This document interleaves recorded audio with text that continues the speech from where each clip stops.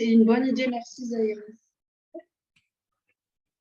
Oui, c'est pas que j'ai pas envie d'entendre vos voix, c'est juste vraiment pour l'enregistrement des personnes qui écoutent en replay.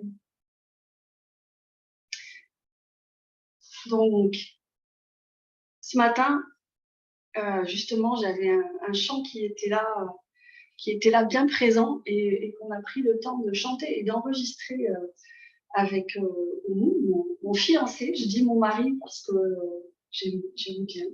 En vrai, on n'est pas encore mariés. Allaha Ruha. Donc c'est de l'araméen. Allaha, ça veut dire l'unité. Et Ruha, ça veut dire le souffle. Je ne sais pas s'il y a quelques-unes d'entre vous qui avaient lu l'article que j'ai écrit aujourd'hui sur la tradition du Misbar, dont j'ai parlé dans ma newsletter. Et j'ai expliqué notamment que Ruha, le souffle en araméen, ça veut dire plusieurs choses en même temps. Ça veut dire le vent, ça veut dire le souffle de notre respiration, ça veut dire aussi l'Esprit Saint, l'Esprit, et le souffle sacré, l'Esprit sacré. Donc c'est intéressant de voir, sans m'épancher dessus là maintenant, que quand on dit Ruha et qu'on parle du souffle, on parle de plein de choses en même temps et de choses vraiment multidimensionnelles. J'arrête de parler et on chante et je vais écrire les paroles dans la discussion au cas où ça vous facilite la vie. Si j'arrive à la trouver.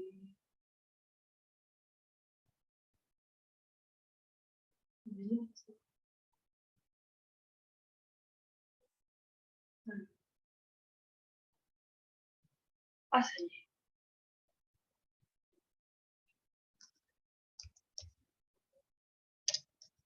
Allaha Ruha.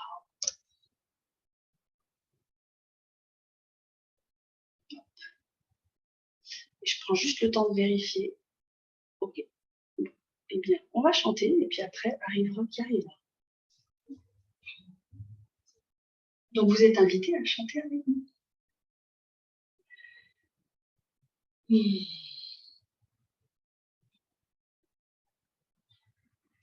Yeshua, un des enseignements principaux de Yeshua, c'est de nous rappeler que le souffle relié au rythme du cosmos est vraiment notre première et notre dernière demeure et notre unique possession. C'est plutôt nous qui sommes possédés par le souffle. Mais voilà. Allah, Allah, Allah, Allah.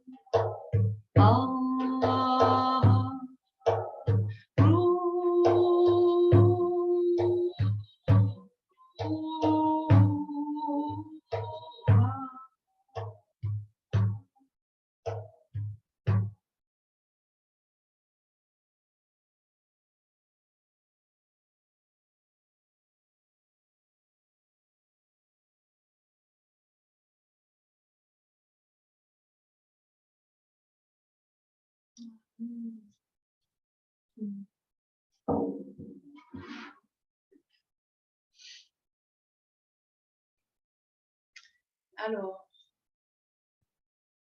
on va démarrer pour de vrai.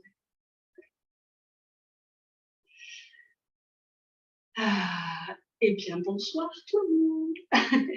Bonsoir tout le monde. Coucou Carole. T'es toujours dans l'ombre quand t'es en Zoom. Mais c'est pas grave, on voit le halo de lumière derrière toi.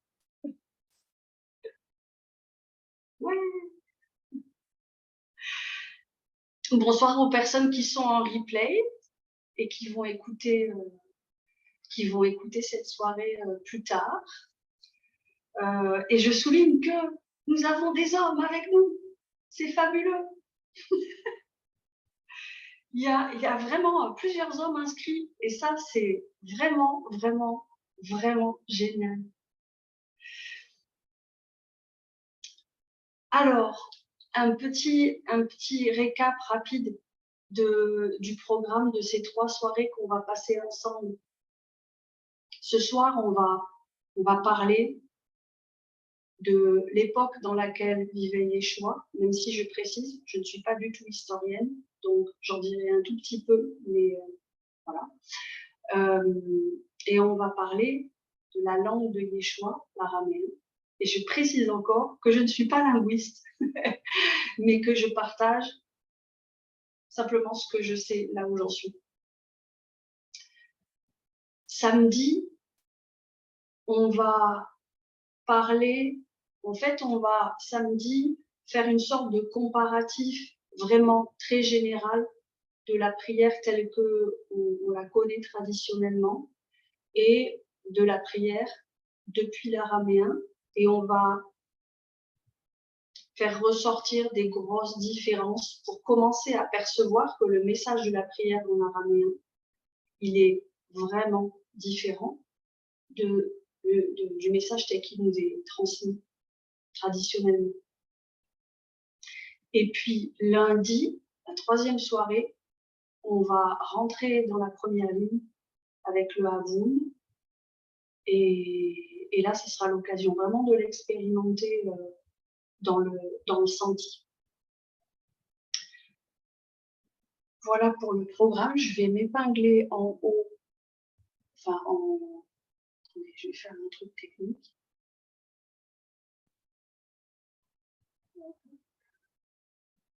Voilà. Donc, je prends quelques minutes pour me présenter pour les personnes qui ne me connaissent pas. Ah, il y a quelqu'un qui arrive.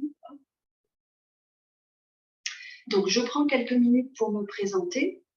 Je m'appelle Achéra Dominique Boyer. Dominique, c'est le nom qui m'a été donné par ma maman et mon papa quand je suis née. Et Achéra, c'est le nom qui m'a été donné par ma guide spirituelle. Donc, je suis initiée et guide dans la lignée spirituelle du Soufi Rouhaniyat International. C'est une branche du soufisme qui est un soufisme universel qui vient d'Hazrat Inayat Khan. Vous pouvez chercher sur Internet, vous allez trouver des infos. Et Hazrat Inayat Khan, il aime dire les choses de cette façon. Toutes les traditions spirituelles sont autant de rivières qui mènent vers le même océan. Donc, dans cette tradition soufie dans laquelle je m'inscris et que je pratique, eh bien, nous reconnaissons et nous honorons et nous relions avec la même, avec le même respect, avec la même ouverture, avec le même élan de cœur à toutes les traditions spirituelles, sans en faire de, ou plutôt vraiment en étant dans cette conscience que chacune d'elles est une ressource, est une richesse, est une porte d'entrée vers l'un. C'est dans cette tradition-là que j'ai découvert la prière du Notre Père en araméen. Bonsoir Claudine. en la chantant et en la dansant en premier. Et je précise que moi, j'ai découvert ça comme ça. Je n'ai pas été baptisée, je n'ai pas reçu d'éducation religieuse. Et j'ai même ma grand-mère, pour la petite anecdote, qui était une grande voyageuse. Quand elle faisait la crèche de Noël, je vous assure, c'est vraiment pas des blagues. Dans la crèche de Noël, il y avait une geisha et il y avait un lion à côté du petit Jésus. Donc pour moi, il n'y avait pas de tabou autour de ça. Enfin, il n'y avait pas de truc tendu, quoi. Donc, je n'ai reçu aucune éducation religieuse et je trouve que c'est une chance parce que, eh ben, malheureusement, j'ai rencontré beaucoup de gens qui ont été pas mal traumatisés par leur éducation religieuse. Et donc, moi, quand j'ai découvert le Notre Père en araméen avec les chants et la danse, ben, tout de suite, pouf, ça m'a touchée, quoi. Ça m'a touchée et ça m'a touchée d'une manière, j'ai envie de dire, très, très mystérieuse, que j'ai même du mal à expliquer. Je me suis retrouvée à chanter, après l'avoir fait une fois, à chanter la ligne la plus difficile du Notre Père, celle qui parle du pardon, pendant 6 mois d'affilée. Il y avait un truc en moi qui l'avait capté et qui avait besoin de travailler avec ça. Donc, ça m'a pétri pendant 6 mois et ça tournait en boucle, quoi.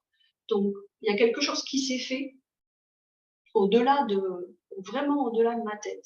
Et puis, j'ai continué à explorer ça et j'ai eu la chance, en fait, de pouvoir faire venir et d'interpréter aussi un des érudits soufis, expert en langue sémitique, journaliste d'investigation, docteur en psychologie, bref, quelqu'un de vraiment... j'ai même pas de mots en fait pour décrire l'inspiration de cette personne qui s'appelle Sadie Ney Douglas Klotz, qui a écrit plein de livres en fait sur les paroles de Yeshua en araméen. Et j'ai eu la chance en fait de le faire venir, d'étudier avec lui et avec ses élèves. Et quelque part de me brancher sur sa prise, j'ai envie de dire, de me brancher sur sa façon d'être, sa façon de percevoir les choses et de comprendre Yeshua. Et j'ai été vraiment très touchée et inspirée par tout son travail. Et c'est à partir de ça, en fait, que je partage ce que je partage, dans cette envie et vraiment dans cette conviction que le message de Yeshua, il est actuel, qu'on en a besoin et que il n'y a pas beaucoup de ressources pour vivre une foi joyeuse et vivante et renouvelée. Et que voilà, bah, j'ai l'élan de partager ça, et donc je me laisse guider. Je crois que c'est ça que j'avais envie de vous dire comme présentation. En gros, je pourrais vous dire plein d'autres trucs, mais c'est pas moi le sujet. Donc, allons-y. Commençons tout de suite à rentrer dans le vif du sujet. Évidemment, j'ai mes petites notes. Alors, on va commencer par parler. Ah oui, je voulais vous dire quelque chose. Si vous avez des questions, je vous propose soit de les écrire dans la discussion, soit de me les envoyer par mail pour que j'y réponde samedi, la fois d'après. Parce qu'en fait, je ne suis pas très bonne, je pense, pour répondre à certains types de questions comme ça dans le vif du moment. Ça dépend quel type de questions. Donc, si j'ai un peu de temps pour me pencher sur ce que vous demandez, probablement que je pourrais vous faire une meilleure réponse que si c'est dans le vif de l'instant. Mais comme je le dis, ça dépend. Donc, si vous avez une question, posez-la dans le chat et puis on verra bien et je vous dirai si je peux y répondre ou pas. Alors, le temps où vivait Yeshua. Donc, Yeshua, il vivait en Palestine. Et la Palestine, à l'époque, ça faisait 60 ans qu'elle était sous la conquête de l'Empire romain. Et donc, C'était un régime d'oppression. Le peuple était très opprimé. Il y avait énormément de taxes, il y avait énormément de corruption, il y avait énormément de discrimination. Et au milieu de tout ça, il y avait aussi certains groupes qui étaient partenaires des Romains pour conserver leur position et leur pouvoir, et notamment le roi Hérode, et notamment les prêtres qui étaient chargés de la vie spirituelle dans le temple, dans les temples. Et dans ce contexte social-là, Yeshua, il avait ce qu'il portait, ses paroles et ses actes étaient quelque chose qui relevait vraiment de l'unité radicale.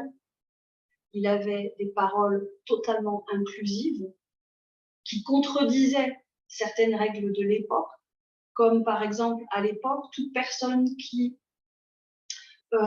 avait une infirmité physique ou qui était malade ou qui était considérée pour X ou Y raison comme impure, elle n'était pas autorisée à aller dans le temple pour prier. Pour Yeshua, Yeshua, il balayait tout ça. Et il disait à tout le monde, mais tu es déjà complet tel que tu es. Tu es déjà complet et sacré, quelle que soit ta condition. À l'époque aussi, tout le monde ne pouvait pas partager la nourriture avec tout le monde. Il y avait des castes, en fait, tout simplement, des gens qui ne pouvaient pas manger avec d'autres personnes et de beaucoup de discrimination. Yeshua, lui, il partageait la nourriture avec tout le monde et de manière, j'ai envie de dire, ostentatoire, en tout cas, oui, ostentatoire, et sans distinction. Donc, toutes ces actions posées, c'était, j'ai envie de dire, quelque part malgré lui, parce que Yeshua, il n'a jamais fait de politique, il n'a jamais voulu rentrer en politique, mais c'était malgré lui des actes qui défiaient l'autorité et qui, de fait, étaient un peu politiques, mais c'était pas sa volonté, ça devenait politique parce que ça défiait l'autorité, quoi.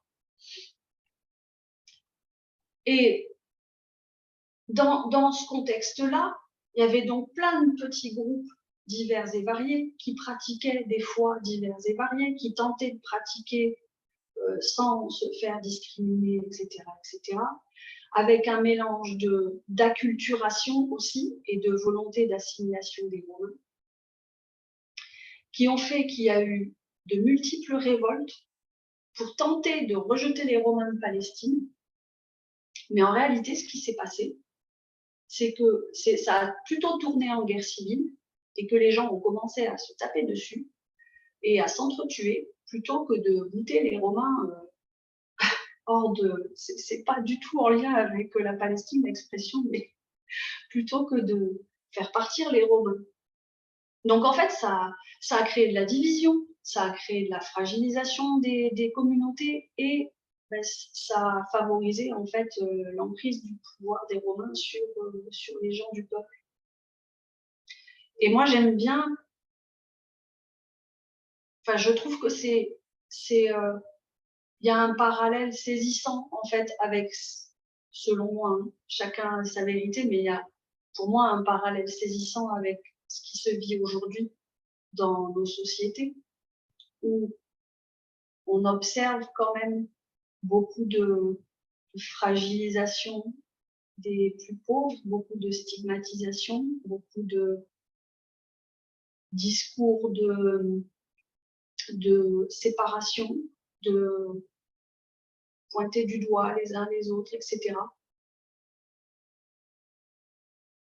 Comme voilà, beaucoup de divisions dans le discours. Et je trouve que c'est intéressant de regarder comment Yeshua, en fait, il répondait à ça. Et par conséquent, de se demander comment nous, aujourd'hui, en fait, on peut répondre à ce qu'on observe qui est en train de se passer. justement, il y avait beaucoup de gens qui disaient à Yeshua, mais rentre en politique, fais de la politique, va combattre les Romains. Et Yeshua, il a toujours dit non. Il a toujours dit non. En fait, la politique, combattre l'ennemi, ça n'est pas ça qui va régler les choses, ça n'est pas ça qui va créer la paix. En réalité, l'unique voie, l'unique remède, l'unique voie vers la paix dans le monde, c'est Yeshua qui disait ça, c'est pas moi. C'est une réconciliation intérieure, une pacification intérieure, une unification profonde, intime à l'intérieur de nous, un renouvellement profond. Et ça n'est que ça qui va, en créant la paix à l'intérieur de chacun de nous, nous permettre de créer la paix à l'extérieur, de créer la paix dans le monde.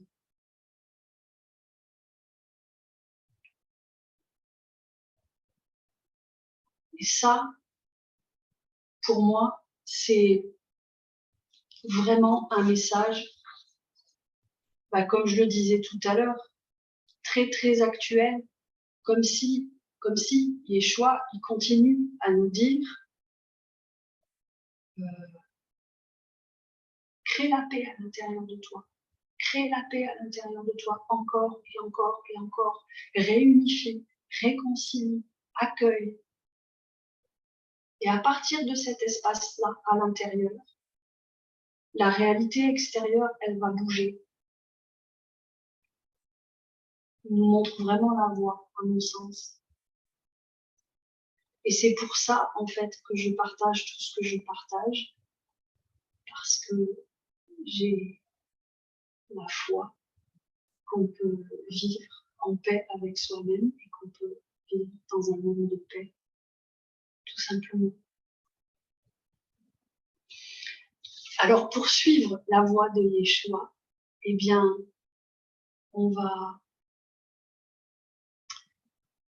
passer par une voie plutôt sensible et expérientielle. On va se relier à son atmosphère. Comme on dit, il y a cette phrase qui dit quand vous êtes deux ou plus à prier en mon nom, alors je serai avec vous. Et c'est ça qu'on va chercher à faire. On va chercher à se relier tous ensemble à son atmosphère pour que son atmosphère, son énergie, sa fréquence, on peut le dire comme on veut, et c'est pas New Age de dire ça comme ça, bien elle puisse vraiment s'actualiser à l'intérieur de nous. Et c'est ça qu'on fait à travers les textes en araméen. Et c'est pour ça que justement, on va parler un petit peu de la langue araméenne. Et je vais peut-être vous partager mon écran parce que j'ai fait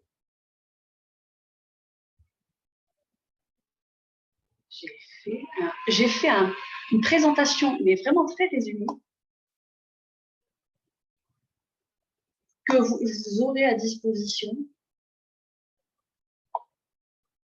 de la question. Donc, est-ce que vous voyez mon écran?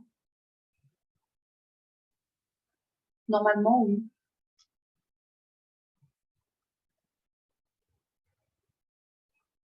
Qu'est-ce qui se passe?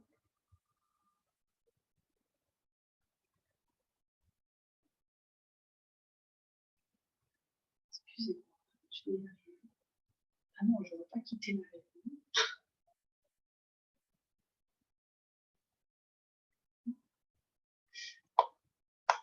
J'ai un truc bizarre qui se passe de mon côté. Bon. Est-ce que vous voyez mon écran? Est-ce que quelqu'un peut ouvrir son micro et me dire si oui ou non vous voyez mon écran? Oui, on voit ton écran. Ah, super. Moi, oui. Moi aussi. Ok. Bon, Mais on n'a pas tout le texte sur le côté. ah bon? Non, moi je l'ai pas tout. T'as pas tout. Tu veux dire que vers la droite, c'est pas complet? Oui, Je vais réduire alors. Parce que là, c'est mieux. oui. Encore? Tu peux encore? Ouais. Ouais, encore? Encore, oui. Là, c'est Non, bon? oui, oui, là c'est bon, on a tout le texte. Ok, super. Je sais pas, Françoise, tu vois la phrase entière? Non, mais en fait, c'est. Et vous, moi je suis pas très douée. Mais plein écran. Oui, oui, je suis en Mets sur mon plein écran. oui, oui, je suis en plein écran. Alors, qu'est-ce que ça peut être? Je sais pas. Non, mais Voilà, la c'est pas diapo grave. est entière, Bon, non? de toute façon, Zahira, tu vas l'avoir ça après en PDF et puis je vais le dire Ok. de toute façon. Ok, ok.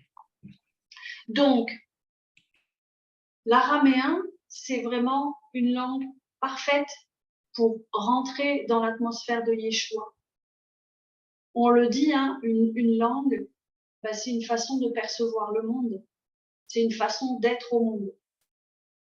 Et donc, en rentrant dans l'araméen, on va rentrer dans la façon de voir le monde qu'avait Yeshua et qu'avaient aussi ses disciples, en tout cas les personnes qui l'écoutaient. Donc l'araméen, c'était ce qu'on appelle la lingua franca, c'est-à-dire que c'était la langue de communication dans tout le Moyen-Orient à l'époque. La langue de communication n'était pas l'hébreu, n'était pas le grec, mais était l'araméen. Donc c'est une langue sémitique, c'est-à-dire qu'elle provient de toute cette région de Moyen-Orient, Afrique du Nord, Corne de l'Afrique. Et donc les langues sémitiques, elles remontent à plusieurs millénaires et elles viennent toutes, elles prennent toute leur origine chez Sem, qui était le fils de Noé. C'est pour ça qu'elles s'appellent sémitiques. Et elles ont quelques particularités. Elles sont composées d'une racine. On pourrait dire c'est le squelette ou la graine en fait du mot. Les mots sont composés de racines, donc qui sont le squelette ou la graine du mot et qui sont impersonnels. Et souvent, c'est 3 consonnes. On connaît évidemment le yod, L, H, V, H, IOD, et ça, c'est de l'hébreu, mais ça fonctionne pareil, c'est une langue sémitique. Et ensuite, il y a les voyelles qui arrivent et qui viennent, elles, donner vie à ce squelette et le personnaliser. Dans cette structure grammaticale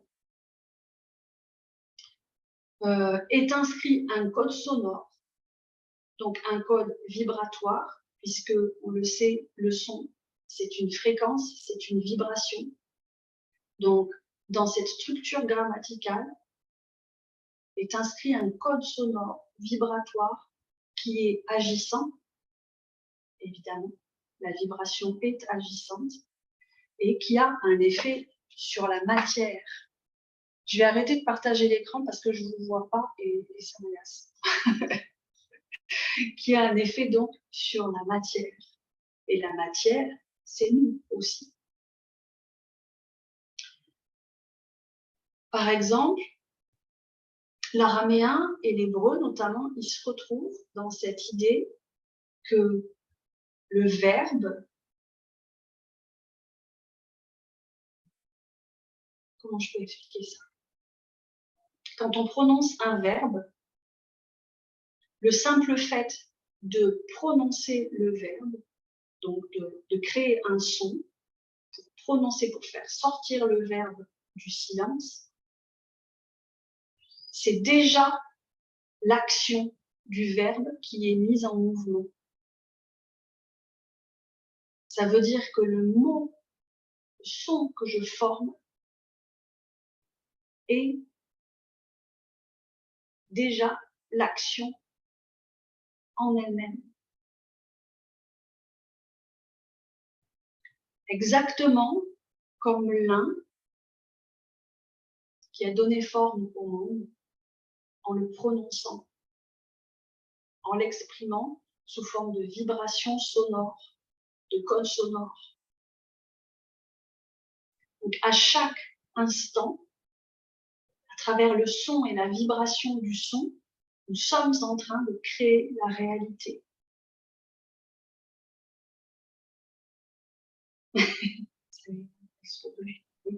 Je peux dire quelque chose, enfin parce que ça me frappe. Vas-y. C'est peut-être ça que j'ai vécu alors. Parce que ce que j'ai jamais oublié et que j'ai envie de partager là maintenant, pour le coup, c'est que la première fois que j'ai entendu Aboun, je me suis mise à pleurer. Et j'ai sangloté, mais pendant 1 heure peut-être. Enfin, je ne pouvais pas. Ça m'a complètement bouleversée. Alors, j'avais jamais entendu cette langue et que je ne comprenais pas ce qui se disait. C'est à cause de... C'est ça alors. Oui. Oui. Et en fait, on est extrêmement nombreux à vivre ce que tu décris là. Moi, je l'ai vécu pareil. Comment ça se fait que j'arrive à prononcer, sans l'avoir lu, sans avoir le texte en face de moi, le Washbortlan Haubein, Wartahein, Aikana Dafrenan, Sporken nach Hayabein. On ne peut pas dire que c'est la phrase la plus simple à retenir. Et ben, en une fois, cette phrase, elle m'a suivie pendant 6 mois. Elle s'est inscrite à l'intérieur de moi parce qu'elle avait quelque chose à y faire. Et je vous assure que je reçois des mails, c'est fabuleux. Je reçois des mails de gens qui écoutent mes vidéos sur YouTube et qui me disent exactement la même chose, qui me disent que juste en écoutant la vibration de l'araméen, il se passe quelque chose, il y a une reconnexion qui arrive, qui est là. Donc c'est ça qui se passe. Le simple fait de prononcer le son est un processus de création. C'est une mise en mouvement du code qui est engrammé dans le son. Donc, nous créons la réalité à chaque fois que nous prononçons un son, un mot. Alors, c'est intéressant de voir ce que ça vient nous dire sur la notion de réalité. À partir du moment où la réalité est toujours un processus en mouvement et renouvelé, la réalité n'est plus quelque chose de fixe et d'immuable, tel qu'on a tendance à se l'imaginer, mais c'est un processus toujours en mouvement. La réalité est un processus toujours en mouvement. Alors, déjà, c'est intéressant de voir que cette première caractéristique de l'araméen, elle nous amène dans un espace complètement différent, dans une perception du monde complètement différente. Comment on se comporterait avec les mots que l'on prononce et les mots que l'on pense si nous étions vraiment, si nous avions intégré pleinement à l'intérieur de nous cette caractéristique-là de la création de la réalité. Il y a de fortes chances qu'on prêterait beaucoup plus attention à ce que l'on dit ou à ce que l'on pense si c'était quelque chose d'intégré. Aujourd'hui, on est obligé de faire un effort pour reprogrammer nos pensées. Mais au temps de Yeshua, cette conscience-là, elle était acquise, elle était intégrée. Au niveau de la perception du temps aussi, c'est très intéressant.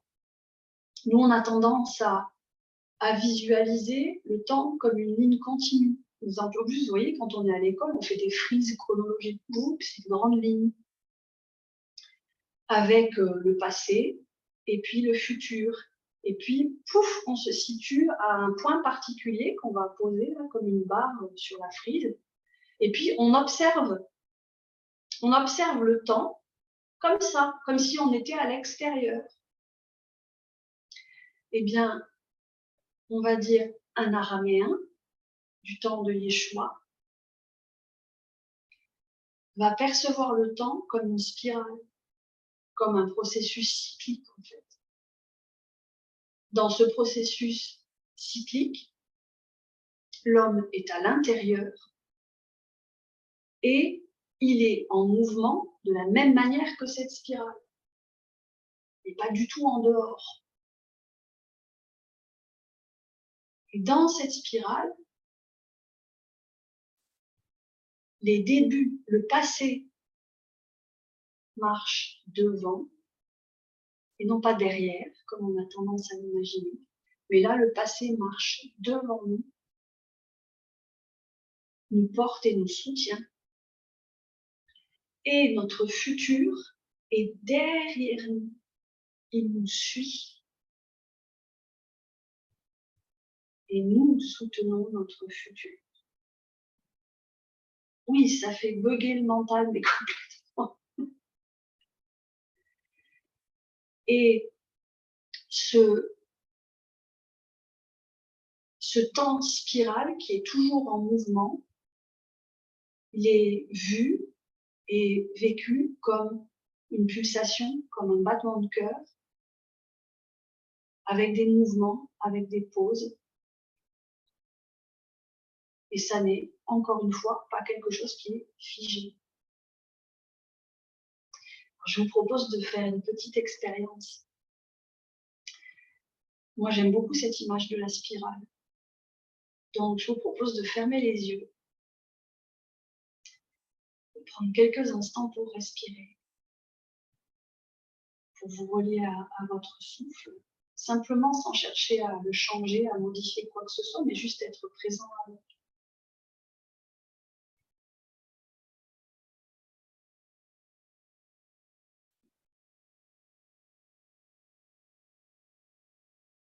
Et puis, on va commencer par imaginer que nous sommes en train de dormir.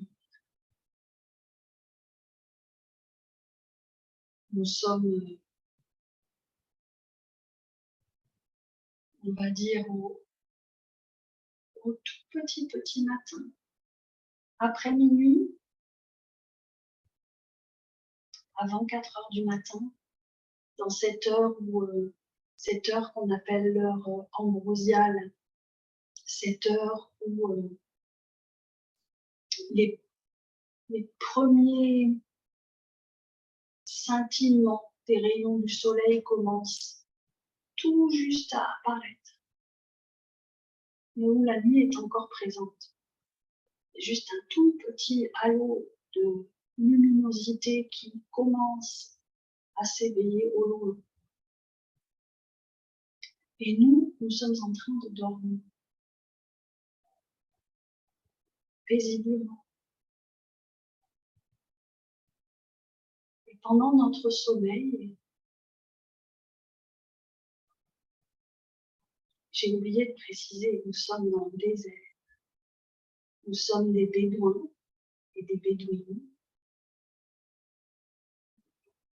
Nos chameaux nous attendent. Ils dorment au bord de l'étendue d'eau, non loin.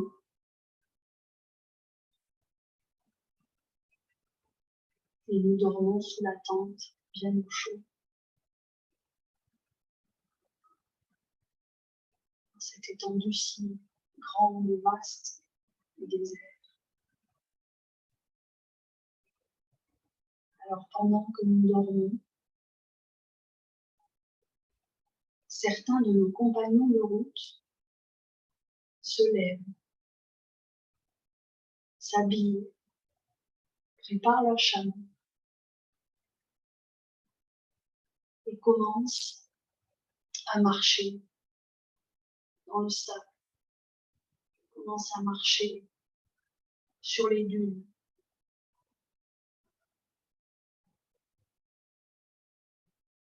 Au rythme de leur chameau, au rythme de leurs pas, au rythme de leur respiration.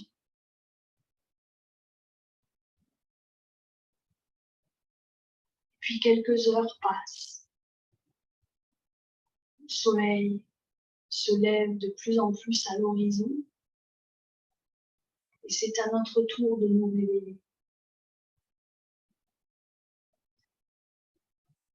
comme ceux qui sont partis avant nous.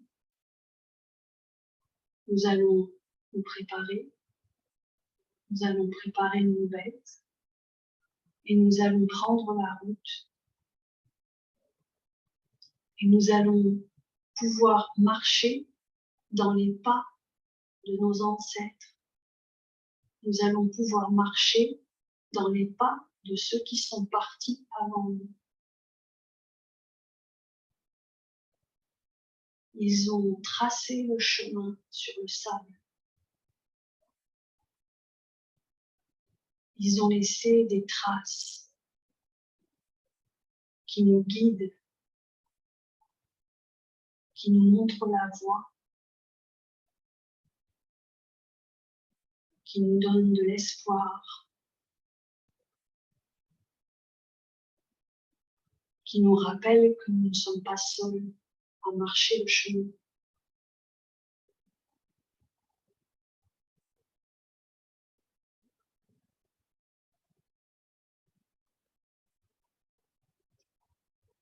Et pendant que nous marchons, ceux qui sont partis avant nous continuent eux aussi à marcher et sont en mouvement. Pendant que nous marchons, d'autres de nos compagnons se réveillent à peine. Et eux aussi se préparent leurs bêtes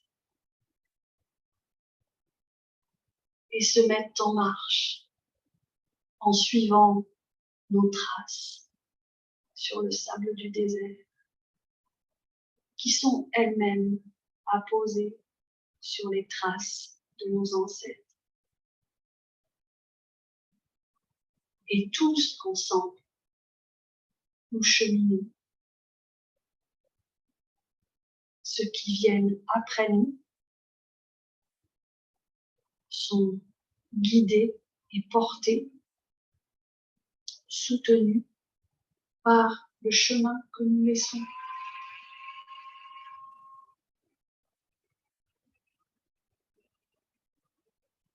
Par la direction que nous prenons. Leur chemin est influencé et guidé par la direction que nous prenons.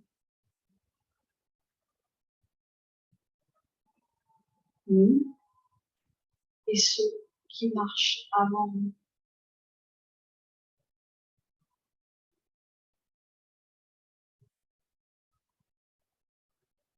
Parmi ceux qui marchent avant nous, au devant de nous,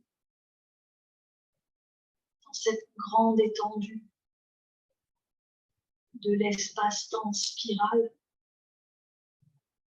marche Yeshua.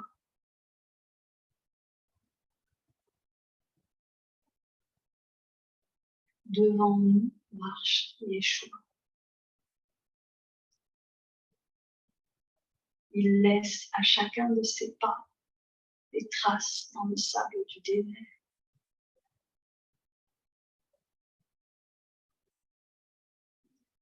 Il laisse à chacun de ses pas son empreinte énergétique, vibratoire, dans l'espace. Et nous marchons dans ses pas.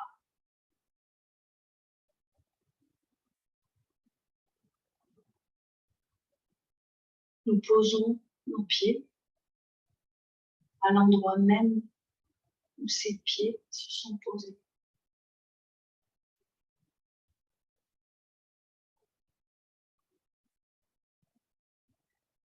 Et ceux qui viennent après nous pourront eux aussi poser leurs pieds dans nos pas, dans les pas de Yeshua.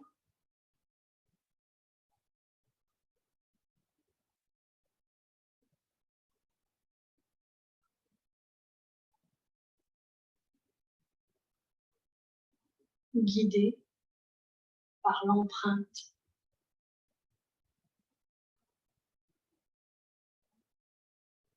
Guidé par ce qui ne meurt jamais.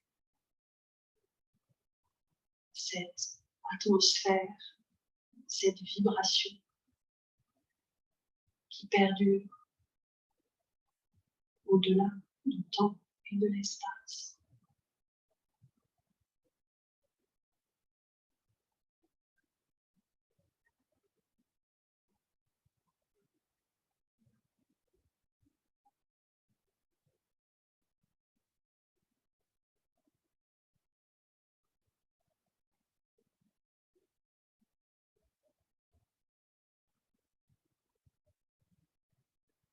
Vous allez tranquillement pouvoir rouvrir les yeux et revenir à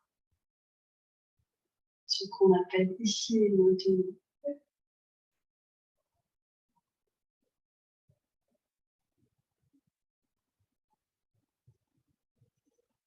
Est-ce que vous avez envie de partager quelques mots sur ce que vous avez ressenti? C'est possible, si vous avez envie, vous pouvez ouvrir votre micro.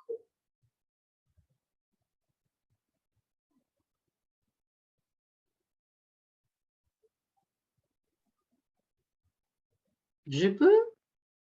Oui, bien sûr. Rita, super, vas-y. Bonsoir. Je me suis posée, j'ai visualisé mes ancêtres marcher devant moi et me laisser des traces pour marcher, les suivre. J'ai jamais eu cette idée, littéralement, de pouvoir suivre mes ancêtres, je sais pas comment, moi je viens des Pays-Bas, je parle avec un accent, excusez-moi. J'ai jamais pu imaginer voir mes ancêtres sur un chemin et les suivre. Je me suis toujours dit, les ancêtres, ils sont là, derrière moi. Ils sont partis et ça m'a fait quand même, ça a illuminé quelque chose pour moi, c'est-à-dire que valoriser ce que les traces que les ancêtres ont laissées pour moi. Et ce que j'ai beaucoup aimé, c'est que tu as indiqué, quand on va encore plus loin sur cette route-là, sur le chemin-là, qu'au bout, devant nous, il y a Jeshua. Ça m'a apaisé, ça m'a renforcé ma confiance en me disant, je suis en train de marcher dans une direction de force, de puissance, de paix, de confiance, d'amour, d'espoir, toutes sortes de choses, là, toutes les bonnes choses. Ça m'a fait du bien de voir qu'au bout de cette route-là, ou le chemin, qu'il y avait Yeshua qui marchait. Mais je n'ai pas compris, est-ce qu'il a laissé les traces dans le désert, le sable, et ça s'est érasé, ou c'est encore... Est-ce que le vent, il a érasé les traces, ou... Parfois on dit ça, hein, le vent dans le désert. C'est une bonne question. Je pense personnellement que même si ces traces, elles ont été effacées par le vent, sa trace énergétique, elle est toujours là. Et Yeshua, son énergie, elle est toujours en mouvement. Il ne s'est jamais arrêté de marcher.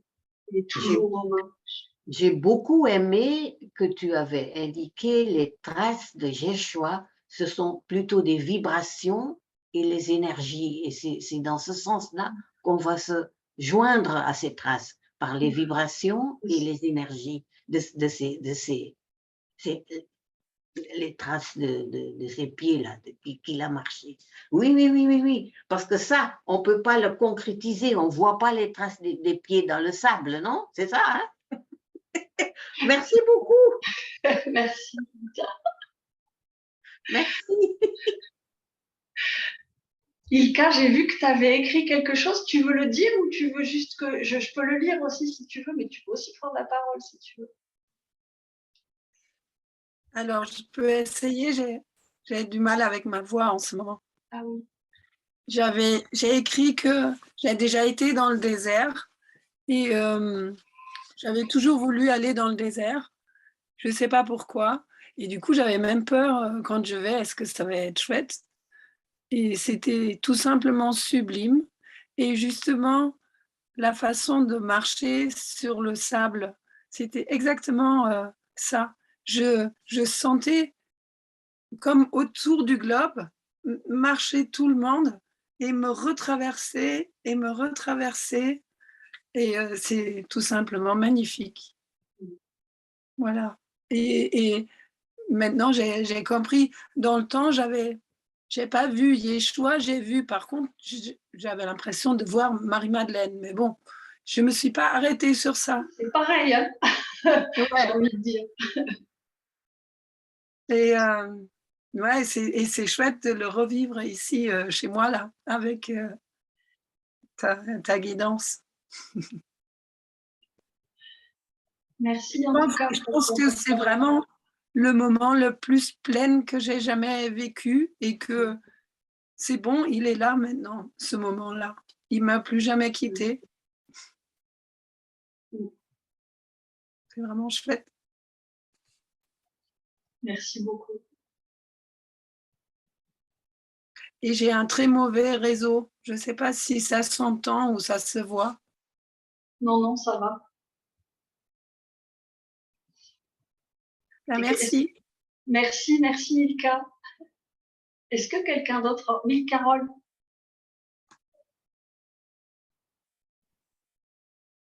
J'aimerais partager une sensation. En fait, pour moi, ça a beaucoup de sens que les ancêtres soient devant. J'ai senti comme quelque chose de naturel. Par contre, ce qui n'était pas évident, c'était de suivre les pas sans avoir envie de faire un peu des autres chemins que mes ancêtres. Voilà. Bon. C'est une sensation de me dire que de suivre les pas comme ça, même si y en a qui sont allés quand même un peu droit dans des murs. Alors, voilà, c'est une question que je me pose. Je ne veux pas casser l'ambiance, mais... Non, non, mais je ris. Alors, je précise que Carole, en fait, c'est ma cousine. Donc, quand elle parle de ses ancêtres, ça résonne joliment. Mais en fait, je ris parce que moi, j'interroge en fait sur est-ce qu'il nous est demandé quelque part de suivre absolument au millimètre près les pas de nos ancêtres. Je ne sais pas s'il y a un livre sacré qui nous ordonne absolument de suivre, mais vraiment au millimètre près les traces. Je pense que c'est plutôt une invitation à s'inspirer de, de ce qu'ils ont fait et de ce qui nous soutient, plutôt que d'une injonction, on va dire un peu pas facile, enfin je sais pas comment dire. Voilà. C'est ça que j'ai envie de répondre. Je pense qu'on a quand même une marge de liberté. Et puis, à partir du moment où tout ça bouge de manière simultanée, on se souvient qu'en fait, on bouge, on fait des traces, et puis ces traces modifient le passé, mais elles modifient le passé, elles modifient aussi le présent et le futur. Donc en fait, en bougeant nos propres traces, on bouge aussi, en fait, nos ancêtres. C'est vraiment, il y a cette notion d'éternité qui est là.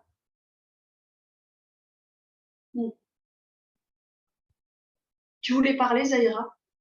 Oui, parce qu'en fait, Enfin, merci de me donner la parole.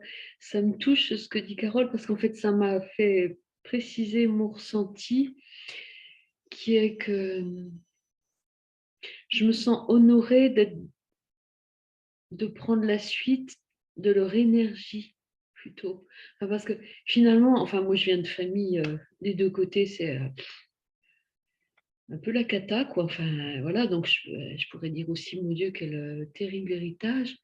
Mais en fait, depuis quelque temps, et là ça se concrétise un peu avec ce qu'on fait ce soir, depuis quelque temps, je pense un peu plus à l'énergie qu'ils ont eue, à la force de vie qu'ils ont eue, quoi, à travers les guerres, à travers la faim, à travers des viols, des trucs, enfin bon, ils ont tenu, ils ont avancé, ils ont avancé, ils ont avancé. Et là, ça m'émeut, c'est un mot très moche, mais en même temps, c'est un mot qui m'amène pile l'émotion. C'est très émouvant pour moi de me dire, OK, je suis derrière, j'avance derrière. J'ai l'impression que faisant ça, qu'avançant derrière eux, j'honore leur mémoire et j'honore l'énergie qu'ils ont mise, tous les efforts qu'ils ont faits, ça n'a pas été pour rien. Parce que maintenant, moi, je marche derrière. Et derrière moi, il y en aura encore d'autres. Et moi, ça me touche profondément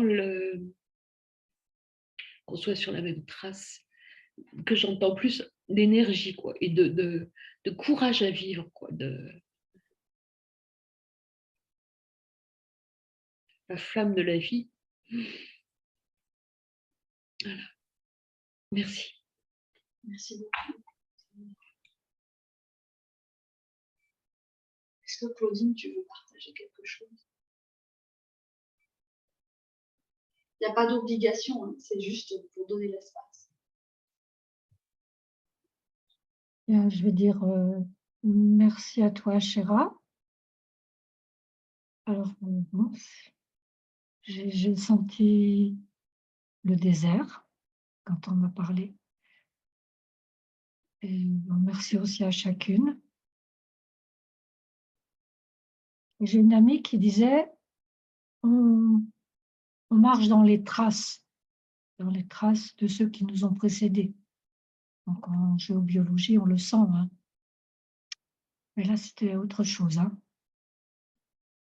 Alors, Yeshua qui est arrivé, waouh! J'ai l'impression de dire waouh!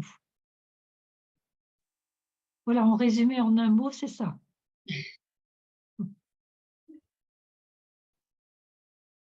Voilà. Merci. Après, il y a des choses plus subtiles qu'il va laisser émerger, hein. Merci beaucoup. Merci à chacune. Et à toi, Chéra. Alors, à mon tour de partager, parce que j'ai eu, pareil, quand j'ai dit, pourtant ça fait plusieurs fois que je guide cette méditation, et là, quand j'ai dit Yeshua est devant nous, j'ai senti pareil, le wow, le même wow que toi, Claudine. Ça m'a fait oh là là, j'ai senti ma colonne vertébrale qui s'alignait. Et je me suis dit, ah oui, là c'est bon, je sens bien là. Voilà. Donc c'était rigolo comme quoi l'expérience, elle est toujours en mouvement, elle aussi. Même quand on vit une même chose plein de fois. C'est jamais pareil. Alors on continue. La notion de être et devenir. Un exemple. En araméen, il n'y a pas de mot pour dire être debout immobile. Vous savez, nous, quand on dit je suis debout, bah, on se voit bien debout immobile. En araméen, pour dire se tenir debout, on dit se mouvoir jusqu'à une position de repos momentané précédant un mouvement. Se tenir immobile en araméen, enfin se tenir debout en araméen, c'est ça. se mouvoir jusqu'à une position de repos momentané précédant un mouvement. Donc en fait, c'est comme une ondulation, quoi. Donc cette immobilité, c'est uniquement une ponctuation du mouvement. Comme si, on est en train de se mettre debout, et puis, hop, il y a un moment où, oui, une fraction de seconde peut-être, où on est debout, mais en fait, hop, tout de suite, il y a un mouvement qui s'amorce. Donc, on est vraiment dans toujours ce flux de la vie, en réalité, comme une graine, en fait, qui va se mettre à pousser. On a l'impression qu'elle est immobile, en fait, elle est toujours en train de pousser, de bouger, de fleurir à la vie. Donc, être et devenir, c'est pas deux choses séparées. Je suis ça.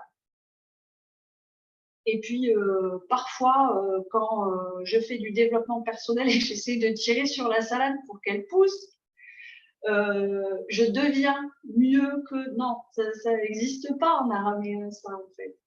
Être et devenir, c'est comme toujours ce mouvement, cette alternance entre l'obscurité, la lumière, la conscience, la non-conscience, l'expansion, la contraction, comme une cellule en fait qui va respirer.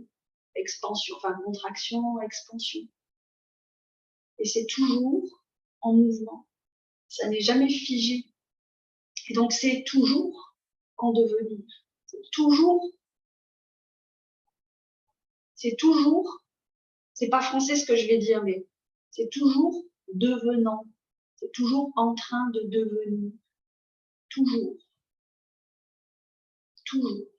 Il n'y a jamais rien de nous, de toute la création, mais de nous, qui est figé. C'est toujours en mouvement. Et ça, c'est aussi, je crois, ça porte en germe vraiment une profonde réconciliation avec soi. Nous sommes toujours en devenir, toujours.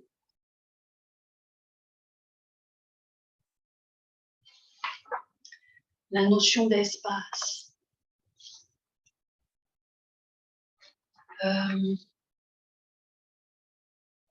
On peut imaginer que, de notre point de vue, l'espace, ça pourrait être comme une grosse bulle dans laquelle on évolue. Mais c'est une chose abstraite, en fait. C'est une bulle dans laquelle on évolue, puis c'est fermé. À un moment donné, on bute sur quelque chose.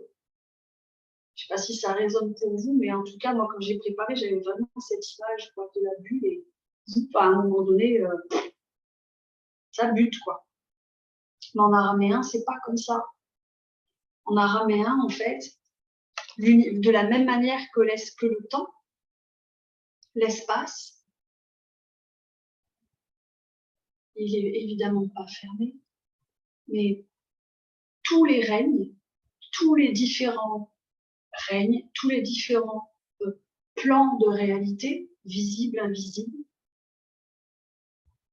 donc tous les êtres, visibles, invisibles, des différents règnes,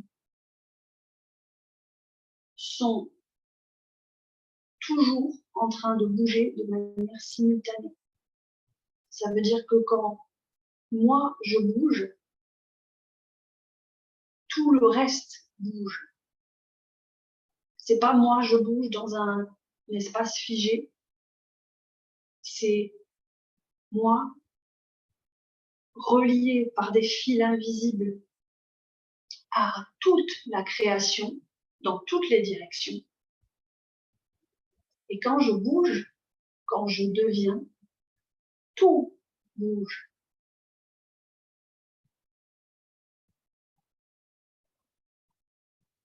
Rien n'est séparé. Si moi je bouge, tout bouge.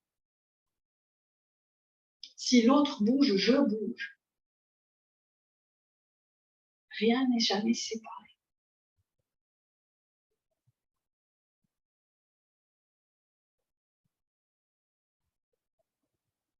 Encore une fois, on peut s'imaginer dans une nouvelle façon d'être humain, une nouvelle façon d'être au monde, où on aurait une conscience intégrée de cette inséparabilité des choses. Évidemment qu'on se comporterait différemment sur plein de niveaux avec le reste de la création, que ça soit végétal, animal, humain, on se comporterait probablement très différemment. Encore un exemple, en araméen, il n'y a pas de frontière stricte entre l'intérieur et l'extérieur. Il n'y a pas de mots, en fait, pour distinguer de manière tranchée l'intérieur et l'extérieur. Donc, notre réalité extérieure, elle est toujours et sans exception le miroir de notre réalité intérieure.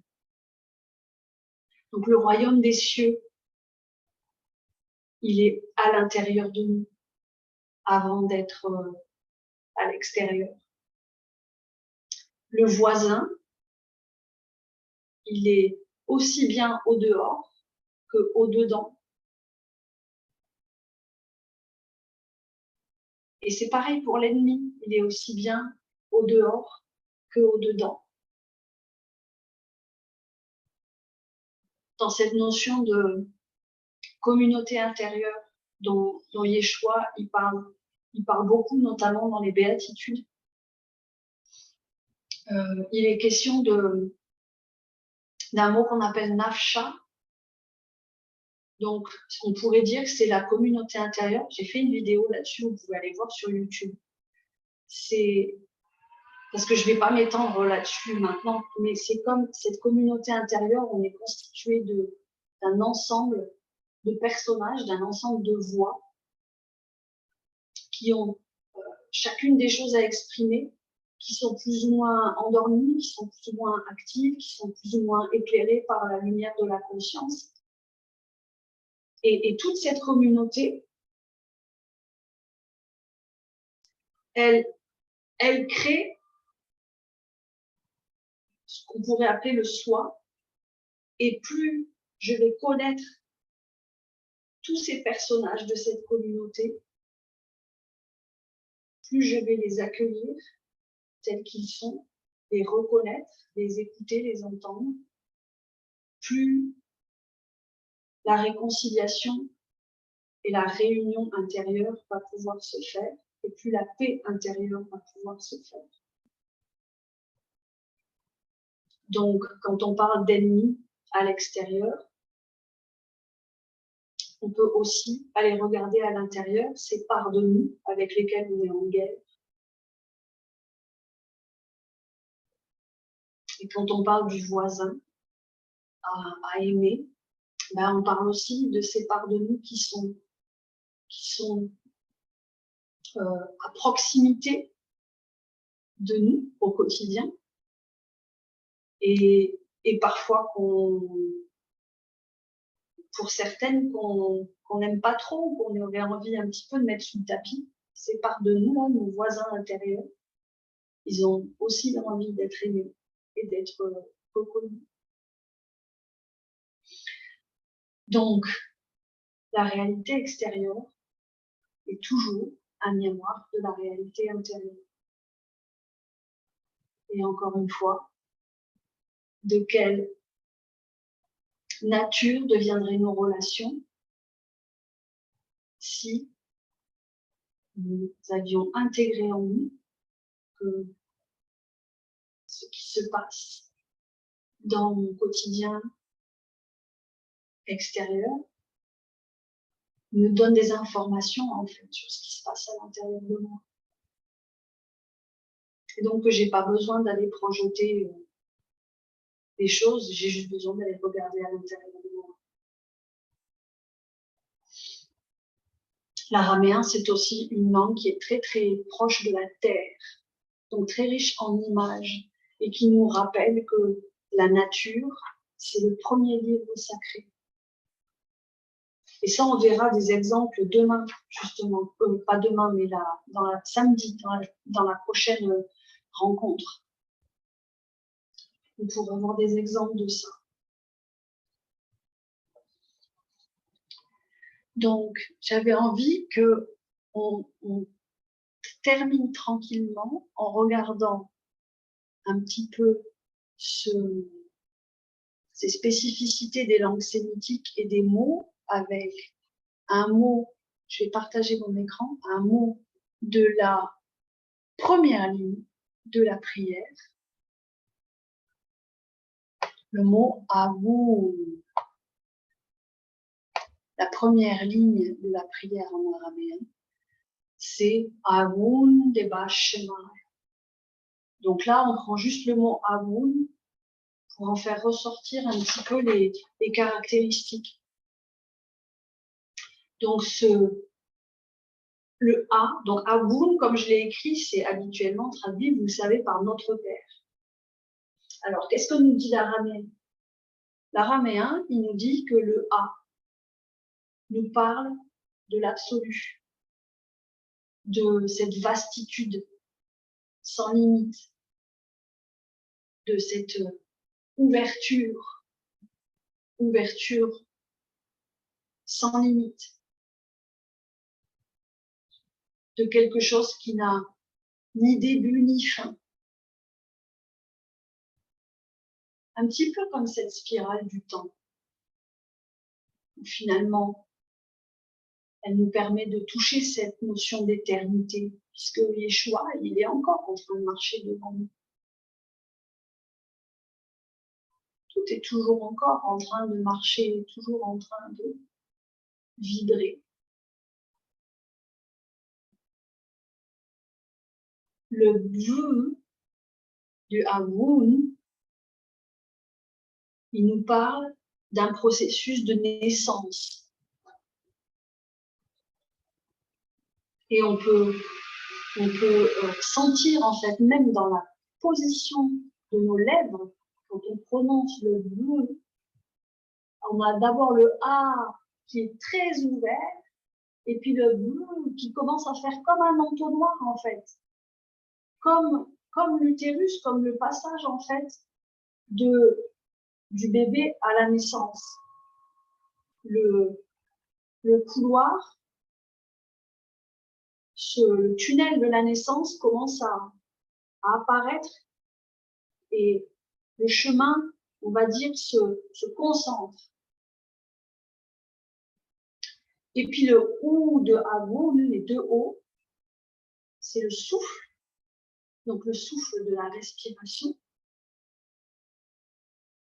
Et c'est aussi l'esprit qui sous-tend le processus de naissance.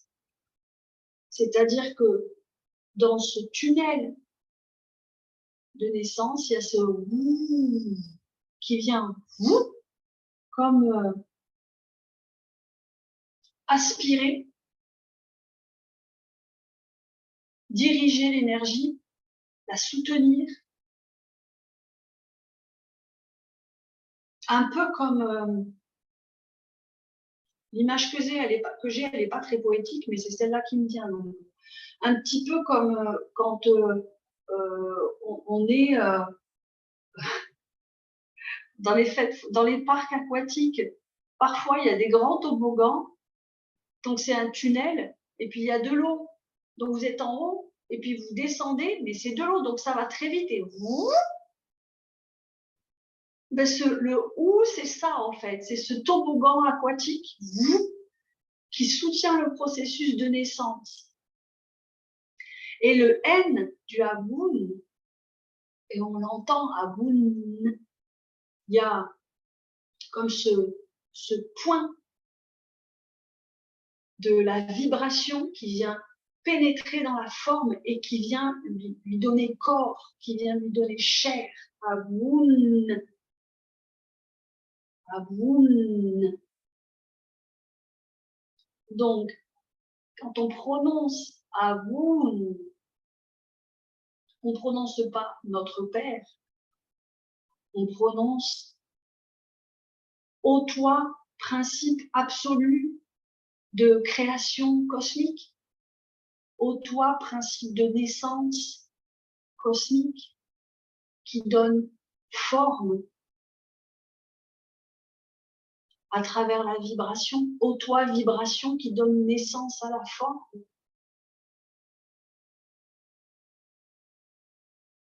On ne dit pas du tout notre Père. Et on voit bien que quand on prononce notre Père, même si on sait avec notre tête qu'il ne s'agit pas du Père masculin, ben moi j'ai envie de dire que quand même, quand on prononce notre Père, ben ça y est, c'est foutu, j'ai envie de dire. C'est trop tard, quoi. Ça conditionne en fait notre façon de percevoir la suite, évidemment. Par contre, si on dit « Ô toi, source de toute la création, en processus de naissance perpétuelle et donnant naissance à la forme », alors comme ça c'est alambiqué, mais on pourrait faire une version poétique. D'ailleurs, j'aurai l'occasion de vous la partager, mais je l'ai oublié là. Évidemment qu'on ne dit pas la même chose et qu'on ne reçoit pas ça de la même façon. Donc je vous propose de prendre quelques instants pour prononcer et mâcher ce premier mot de la prière à vous. Si vous avez envie, vous pouvez faire des gestes qui vous inspirent. Moi, j'aime bien écarter mes bras comme ça et puis les ramener plus, j'aime bien dire en entonnoir, mais vous faites comme vous voulez. Ça, c'est vraiment chacun qui voit et puis vous pouvez juste le prononcer aussi. Ah.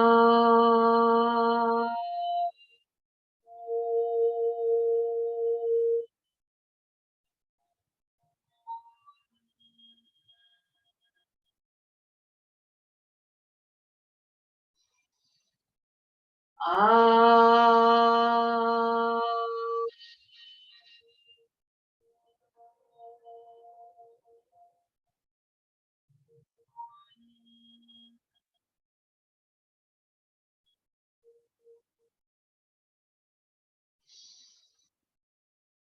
Ah.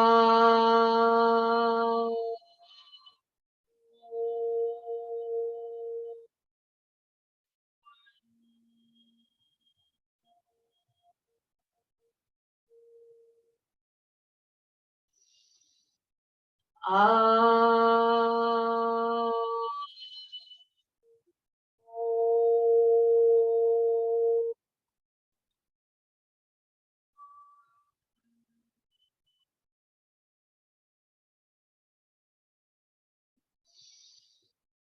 Ah.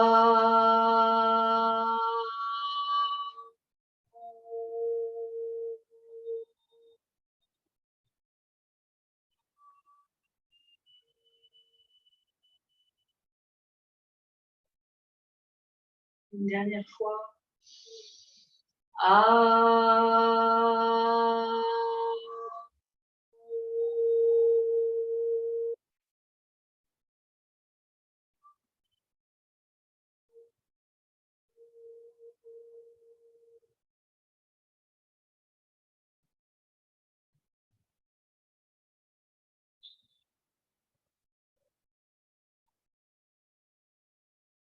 Ô toi qui donnes naissance,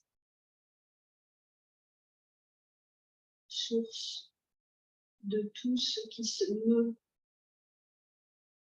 qui prend forme.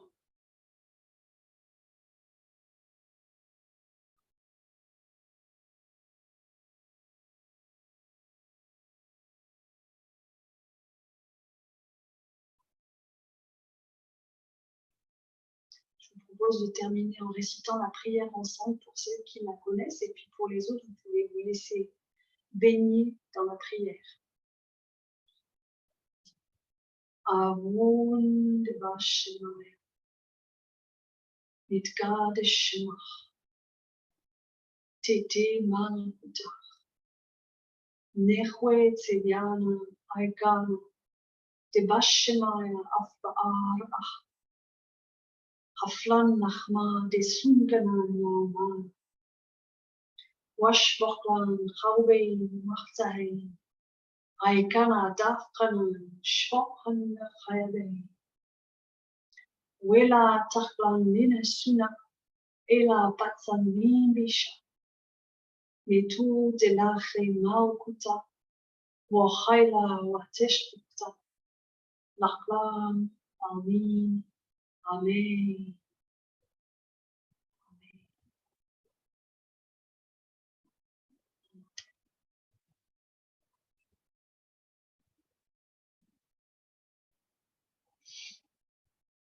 Alors, il est 21h24, je crois que c'est bien que on peut faire un dernier tour de partage assez concis si vous avez envie, et puis après on va se quitter pour pas rester dans les vibrations de l'électronique de l'ordinateur qui est tard.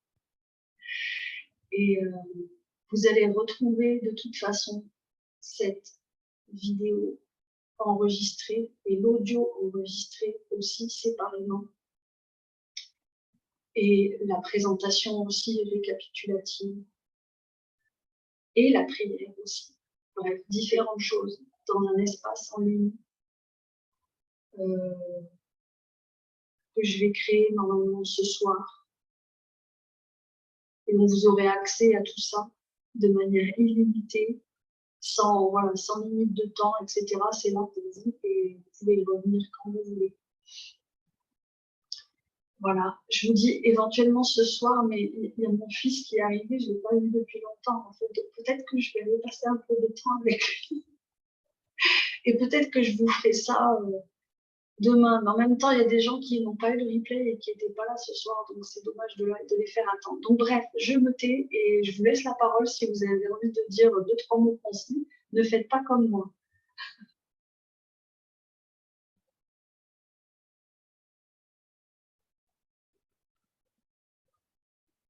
Sur quelque chose que, voilà, pour remporter cette première soirée, par exemple. Je ne sais pas.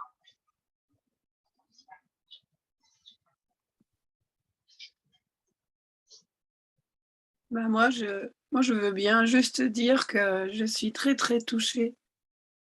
Et ça vibre fort pour moi. Merci beaucoup. Merci beaucoup, Mika. Merci d'être là.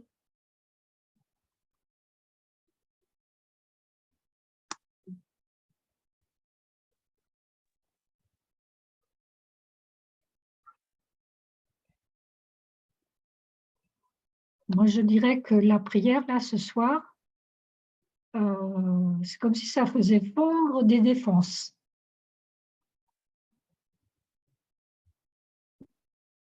J'ai senti un petit peu des larmes, donc c'est émouvant. Merci. Merci, Claudine.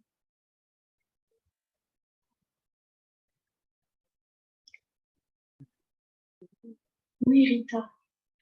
Je voulais d'abord merci à tout le monde. Et pour moi, l'araméen représente une autre vérité et réalité, et ça m'inspire beaucoup. Et merci, et je suis très curieuse à cette expérience de l'araméen. Merci. Merci, Rita.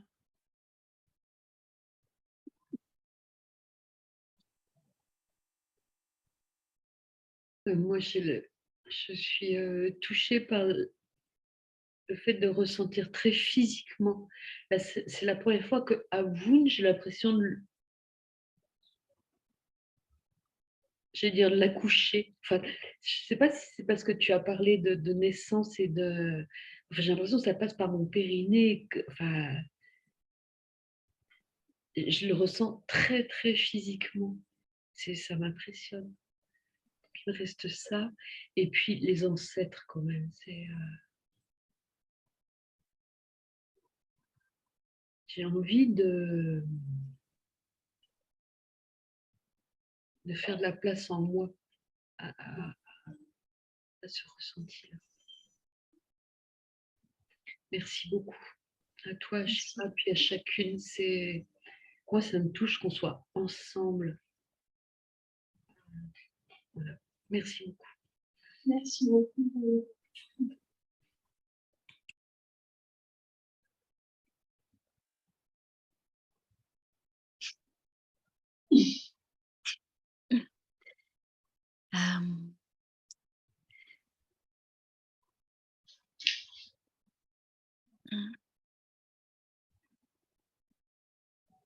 Moi, j'ai comme une sensation qu'il y a un grand rendez-vous pour une réunion et voilà, je suis là.